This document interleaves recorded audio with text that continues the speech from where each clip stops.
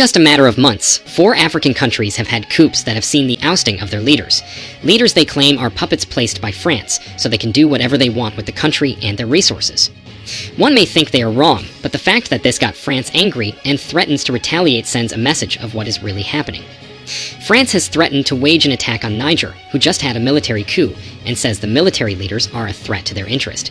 They just displaced over 1,000 French troops from Mali to the capital city of Niger. But why is France so worried? What interest are they protecting? Well, if you haven't been current, let me bring you up to speed. Niger military leaders just placed a ban on the export of uranium and gold, especially to France. Uranium is a major mineral needed by France in its nuclear power plants. Uranium from Niger powers over 1/3 of homes in France, yet over 85% of Niger doesn't know what electricity is. Isn't that unfair? I mean, it is only fair if France helped in developing places and make them enjoy even a piece of their uranium. As a matter of fact, it is not just France. 25% of uranium entering the European Union comes from Niger. It is only logical that one day people will come to the realization that they are being cheated. And they just did. But France has decided they won't let it slide. France says it will do everything to protect its interest in Niger.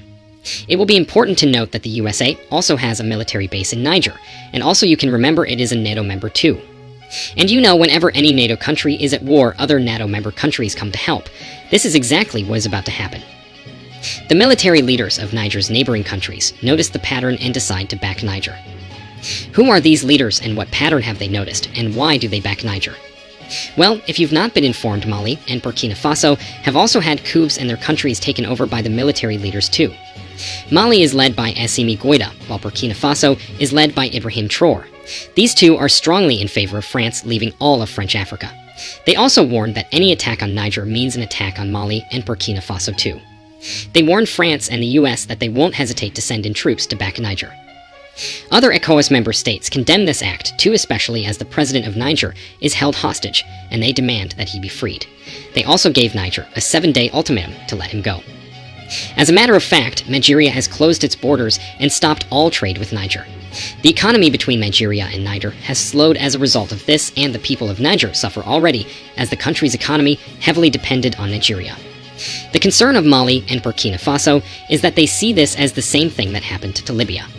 The fight starts with one NATO member, and at the end of the day, the country is at war with many NATO members. Can you see the similarity? Libya is in bad shape today because of its richness in oil. Congo is in constant conflict because it is so rich in natural resources, and only one person is benefiting from this. France. Today, Niger bans the export of its natural resource, and tit becomes a threat to France's interest.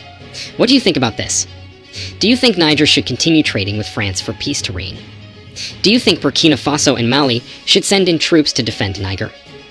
As for us, we love to see a world where every country uses its resources to make its people happy and rich while sharing a bit of God's blessings to the world with other countries.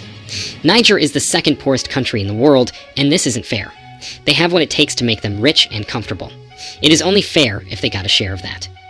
Let us know what you think about this situation in the comment section.